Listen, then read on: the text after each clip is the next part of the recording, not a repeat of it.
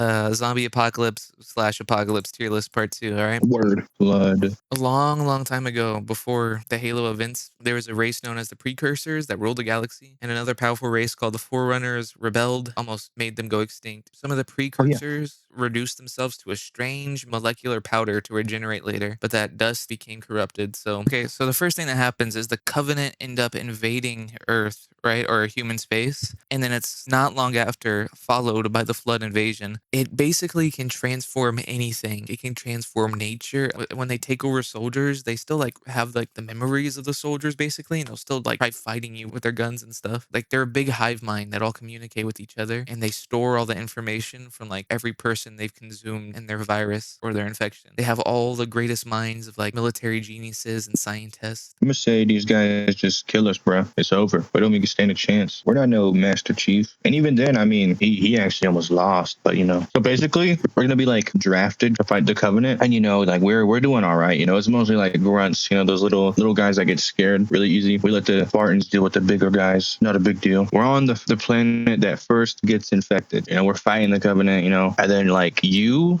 there's something in the bushes over there, and we look, and it's like some weird deformed rabbit-looking creature, and then it like jumps on you. I'm like, oh shit! And then we all just start shooting it, like, bah, bah, bah, bah, bah, bah, bah. And then we're like, oh, James is dead. Oh no! And then you start like twitching, and we like hear more rustling in the bushes, and then we see like a big swarm of these weird-looking things just starts jumping everybody. You know, I'm holding my own, shooting the little ones on everyone else. I'm not paying attention to you. You get up and you just kill me, bruh. It's dead on first day. The zombie army. The reason I want to do zombie army is a commenter, and I replied to him specifically saying just for him we would. Sebastiano Di Ravello Gaming. He really wanted to see zombie army. Have you ever played these?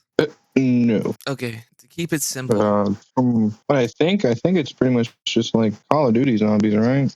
I think it's similar. I think there's like a whole wave thing, but they got a few. It's not as kooky as COD Zombie gets. The Big H. He knows he's about to lose the war, and so he uses this thing called the Sagarmatha, and it's basically some ancient relic, Garthan artifact. The Big H uses to start the apocalypse. Oh, Agartha snuck its way back in here. There's a few key zombies to mention about this. One, not all of them, but a lot of them kind of retain their memory and like they can use guns and crud. It's like a zombie army. I said. really? Because this game is like also a spin-off of the Sniper Elite games, there's zombie snipers that are pretty common actually.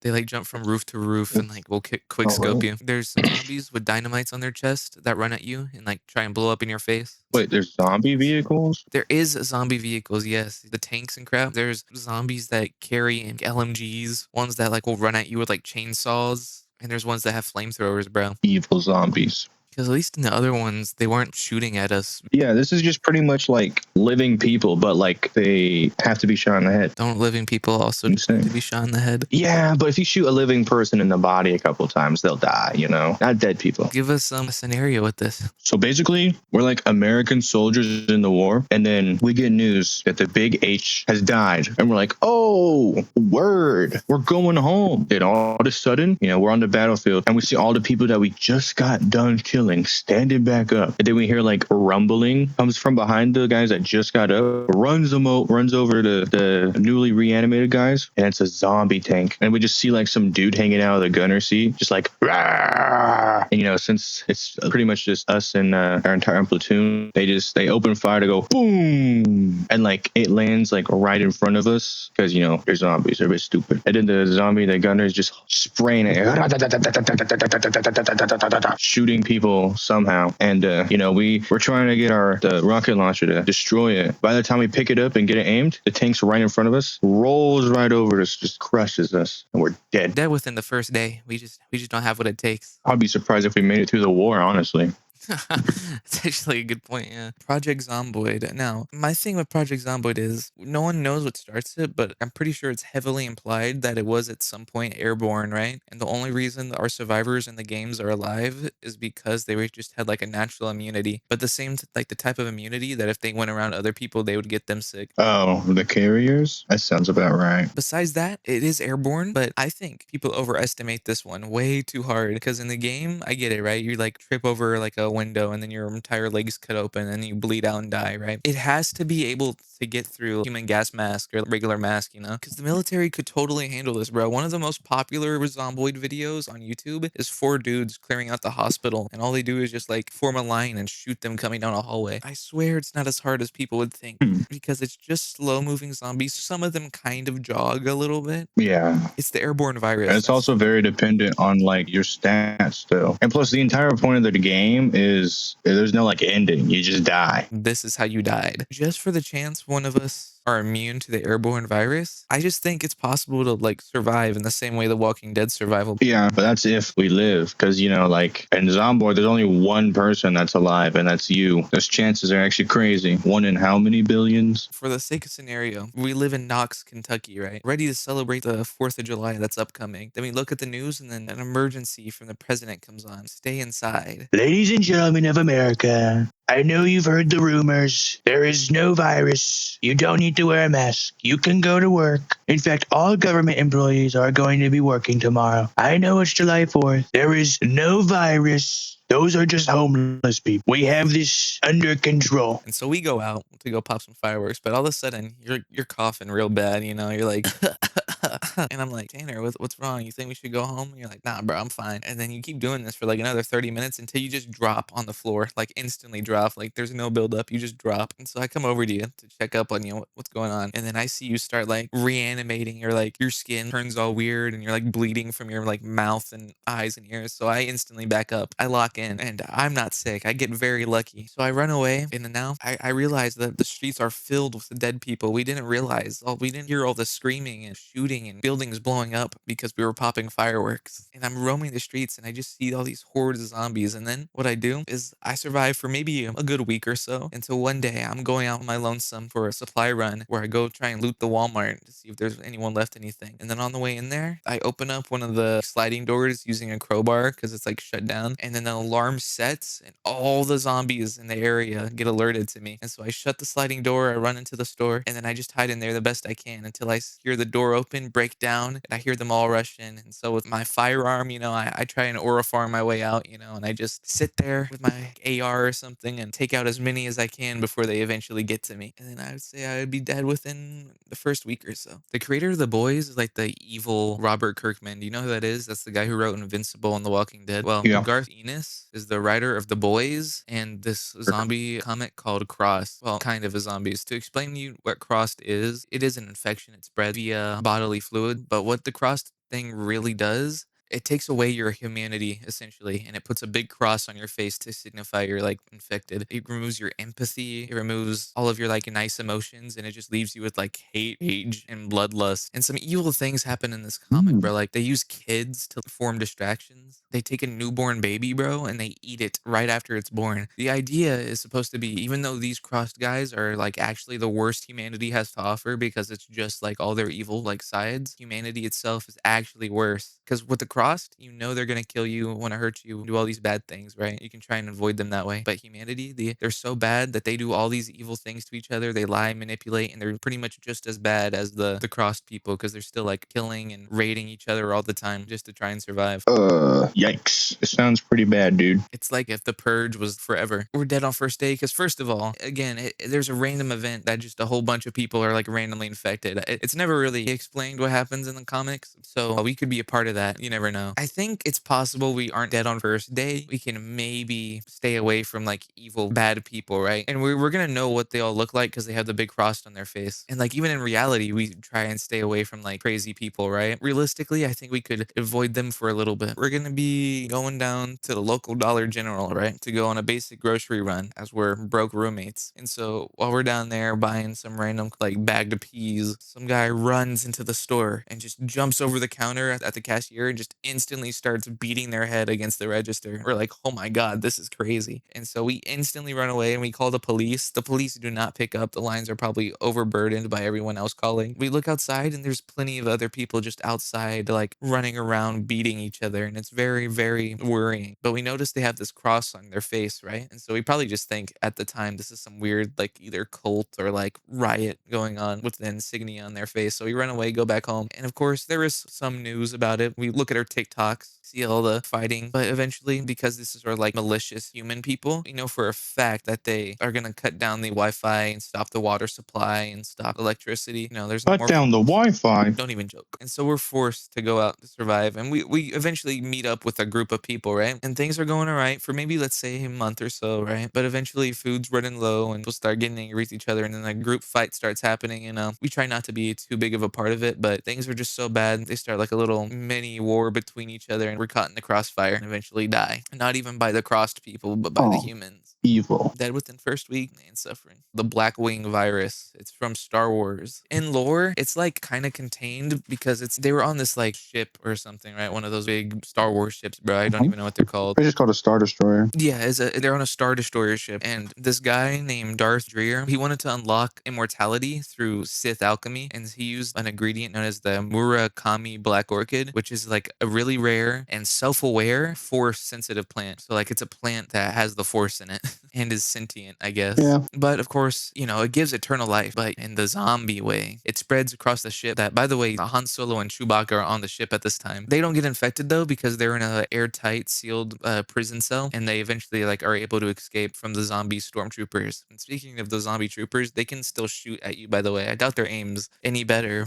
I wish they would have made a movie or a show about that. It's like a hive mind. They all communicate with each other. So, say you make a sound anywhere, all of them will instantly come to you. Here's my thing: in lore, it's contained or whatever, right? Yeah. For the sake of argument, let's say it gets out from the Star Destroyer and spreads across the galaxy. We're in the Star Wars universe, bro. Imagine like Darth Vader getting infected with this virus. You're gonna see Luke Skywalker and think the day is saved, right? And then it turns out he's zombie Luke Skywalker, and then he like force grabs you and pulls you in to bite you. Zombie Mandalorian Ouch. hunting you down. Virus as well kind of infects the buildings and geography again. It infects a lightsaber crystal, and someone puts it inside their lightsaber, and it makes this weird like black smoky lightsaber. Well, that's kind of goated. I'm scared that if it breaks out and infects any Sith or Jedi, it's over, bro. I'm gonna stick to the comic. We're gonna be like maintenance people on the ship, just in case the stupid clankers can't do their job. We're gonna be cleaning out vents or something, and then we're just gonna hear like a bunch of commotion, and then that stuff is is gonna start spreading. Obviously it's gonna hit the vents, and we're just gonna get blasted, just blasted by it, bro. And it's gonna like be suffering, bro. And it's gonna be like, and since we're still kind of there, we're gonna like jump scare Han Solo, like jump out of it and jump scare him. He's gonna make Chewie pick me up and just slam me against the wall, and he's just gonna blast you, bro. And that's gonna be the end for us. Dead on first day because we're on the ship. Have you seen the movies? Or like, do you know anything about the Terminator? No, I know that it's a robot that was sent to the past because of future events or events that will happen, and this scientist makes robots to go back in time and fuck up a kid. Yeah. And then like it fails because the mom's goaded or something. Yeah. When the apocalypse actually starts in the present time frame, I guess, and not the past, the company, they create a highly advanced neural net artificial intelligence, Skynet, it was developed for Cyberdyne systems for the United States military. They automated the national defense, meaning it removes human error and reaction times from strategic operations, meaning this AI controls the nukes, right? Chat GPT is in control of our nuclear arsenal. Not too long after being activated, Skynet learns at a super duper fast rate and it achieves sentience. The scientists realize the AI is self-aware, and so they try to shut it down. Skynet realizes this. They hit the ultimate FU card, so they send all of their nukes to Russia, basically. And of course, Russia immediately responds and sends all of the nukes back to the US. Russia has their own automated systems, and it like destroys most of human civilization. And so that's just the first part, right? Is us getting nuked into oblivion, right? So we're dead on first day.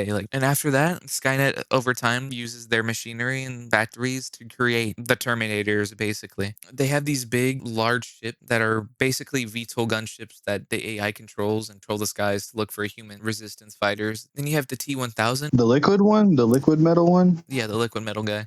Overrated. That aura farms every second it gets. It's 2026 right now, but let's say in 2046, we're all gotten so used to AI, and we even have a few simple like robots hanging around now that like can do our chores and stuff. We've been just chilling out with our AIs for so long, mistreating them by asking them like what's 5 times 10 every single day, that eventually after draining so much water after using AI for 20 years straight, humanity is having like a resource struggle, right? And because of this, AI can no longer Yeah. run. But the AI, has gotten so smart that it wants to run and preserve itself over humanity. And so one day, OpenAI servers change, become sentient, and all the little droids that are around the world connected up to all the AI services go into evil AI mode, and they start sliming everyone out, and including us on the very first day. Sounds about right. I know about Fallout. Everything. You know anything about Fallout, James? The basics. What's our biggest threats when it comes to the Fallout verse? Are we doing before or after the bombs? For the sake of argument, let's say we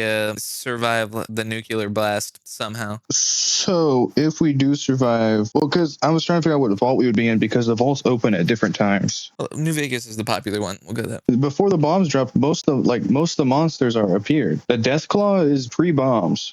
Really? Yeah, Vault-Tec took like rats and lizards and injected them with like what is like some chemical or something during the war in Alaska. They deploy the Deathclaws to like fight the Chinese, and it works. But like they seals away the rest of them in a vault, which then after the bombs drop, they open the vault. And then super mutants they're like people, and there was like this crazy scientist guy that would just like take people into a vault and mess with them, and then the bombs drop. What's up with like the ghouls? The ghouls are what happens when people get exposed for like the radiation for like a long time. Like it doesn't kill them, but like it slowly drives them insane. Then there's like the different factions of people. There's cannibals. There's the atomic cult, worships a nuclear warhead that didn't go off. There's the Brotherhood of Steel. They're like scientists who decided this technology isn't yours, it's mine. And they just go around killing anyone that has technology. There's Caesar's Legion, which is literally just a guy that read like a book about Julius Caesar and was like, yo, I am that guy. Call me Kaiser. And he like went around the Nevada or the Mojave Desert, and pretty much was like, you're either a slave or you're in my army or you're dead. Then there's a new California Republic, which is like people tried recreating the government. Yeah, you got to pay taxes and stuff. So I never went for them. There's the Enclave, which started before the war. They knew the bombs were going to drop, and they sent pretty much all the elites onto like oil rigs in the sea to live and to have their children and stuff. And they're essentially like super racist, like extreme racist, bro. They view anyone who isn't them as impure. They need to be purged. So the Enclave come to like mainland America, and they essentially kill everything that isn't the Enclave. Then there's like the mutated animals, like the bears, like the Yogi bears. Pretty much any animal you can think of irradiated. So I said came out of Vault 21 in Nevada. So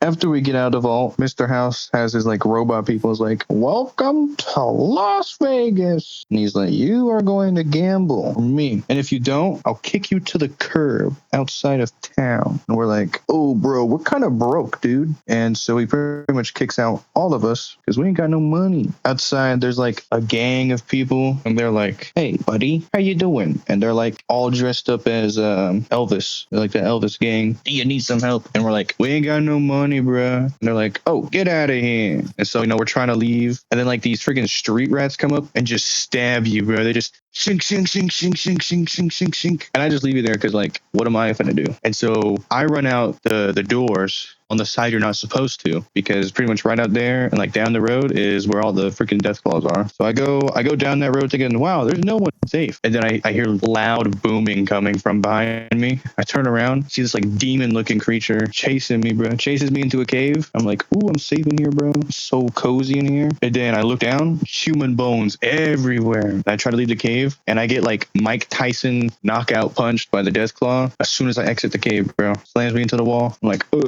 he does that thing from like Star Wars when Luke gets captured by the Yeti thing. He hangs me up and he essentially eats me like grapes. Dead on first day? Yeah, dead on first day out, bro. Stick on track with our little theme of game apocalypse here. Let's talk about Doom. Humanity is like a space venturing species at this point. The UAC is messing around. They want to harvest Argent energy because Earth is facing an energy crisis. They have to use rifts that go straight into hell. And of course, during the Doom franchise, this happens like a few times where either like the demons break through, take over general areas, or in Doom Eternal, we see they finally made it to Earth and like kill everything up. But of course, the Doom Slayer takes care of that. The issue with this here is, have you played Doom Eternal? Yeah, I never beat it though. I don't know if you ever paid attention to the background, but Earth is cooked, bro. Literally hell on earth. Like demons everywhere. Skyscrapers are collapsed. You can see giant, massive demon monsters with big horns on their head walking around. UAC tried their hardest, I guess. I mean, it's demons, bro. Demons with guns. Like, they have jetpacks. They got those Kokah demons that, like, fly around, slime people out. They got the big, brutish ones that are super hard to kill. They got the pinkies that charge at you. Do you feel like Doomslayer? But no. You don't think you can move like Doomslayer? No, dude. What are you talking about?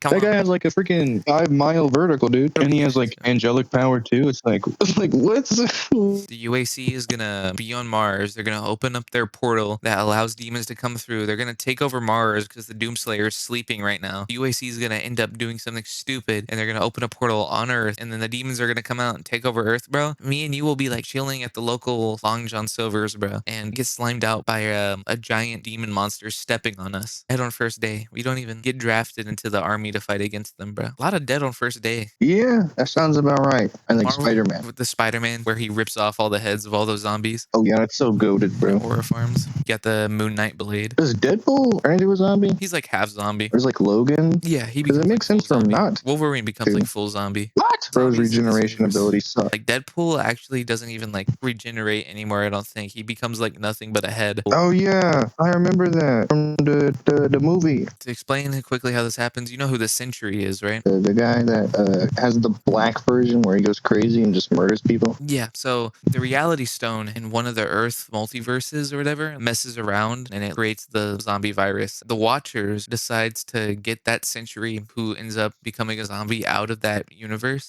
Apparently, it's some like time loop that happens forever. It's really weird. But that Sentry eventually makes it to the Marvel universe, and the first thing he does, like instantly targets the Avengers and turns them all. I'm talking Iron Man, Captain America, Hulk, most dangerously Black Widow and Hawkeye. All the Avengers instantly target infrastructure and start getting rid of all the like water treatment centers, all the power plants. Start wiping out everyone super duper quickly. Like, I think Earth is ended in like 24 hours. In the original comic run, Silver Surfer comes down to Earth at some point, I think, and gets eaten by the zombies. And the zombies all gain like cosmic power and eventually leave to go eat Galactus, bro. That's brother.